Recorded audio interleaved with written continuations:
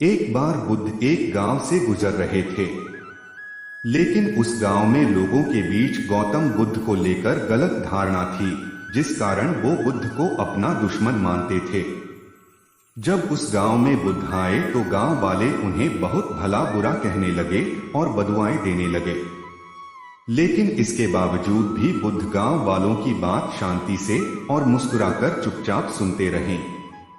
गांव वालों ने देखा कि उनकी बातों का बुद्ध पर कोई असर नहीं हो रहा है और वे विनम्रता से उनकी बातें सुन रहे हैं। गांव वाले जब बोलते बोलते थक गए तो आखिर में बुद्ध ने कहा कि यदि आप सभी की बातें समाप्त हो गई हो तो मैं अब प्रस्थान करूं। बुद्ध की बात सुनकर गांव वाले हैरान रह गए।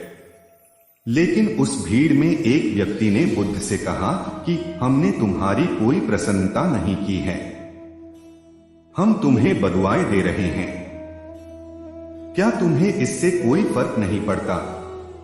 बुद्ध मुस्कुराते हुए बोले, जाओ, मैं आपकी गालियां या बद्दुओं को लेता ही नहीं। आपके द्वारा दी गई गालियों से भला मेरा क्या होगा? जब तक कि मैं आपकी गालियों को स्वीकार ही नहीं करता, इसका कोई परिणाम ही नहीं होगा। जानते हैं, कुछ दिन पहले एक व्यक्ति ने मुझे बहुत सारे उपहार दिए, लेकिन मैंने उसे लेने से मना कर दिया। जब मैं लूंगा ही नहीं तो कोई मुझे कैसे दे पाएगा? बुद्ध ने पूछा, बताइए, अगर मैंने उपहार नहीं लिया तो उपहार देने वाले व्यक्ति ने क्या किया होगा? भीड़ में से किसी ने कहा, व्यक्ति ने अपने उपहार को अपने पास रख लिया होगा।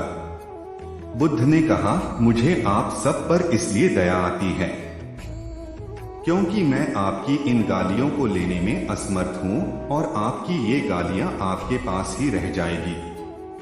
बुद्ध की सीख। भगवान गौतम बुद्ध के जीवन से जुड़ी इस कहानी से यह सीख मिलती है कि हम अक्सर अपने दुखों का कारण दूसरों को समझते हैं, लेकिन असल में यह हम पर ही निर्भर करता है कि हम वास्तव में क्या लेना चाहते हैं, खुशी या गम, उदासी या मुस्कान। यकीन मानिए, ये छोटी सी कहानी जीवन में एक बड़ा बदलाव ला सकती है। ये कहानी आपको कैसी लगी हमें कमेंट में करके बताएं और ऐसे ही कहानियां सुनने के लिए हमें लाइक एंड सब्सक्राइब जरूर करें। धन्यवाद।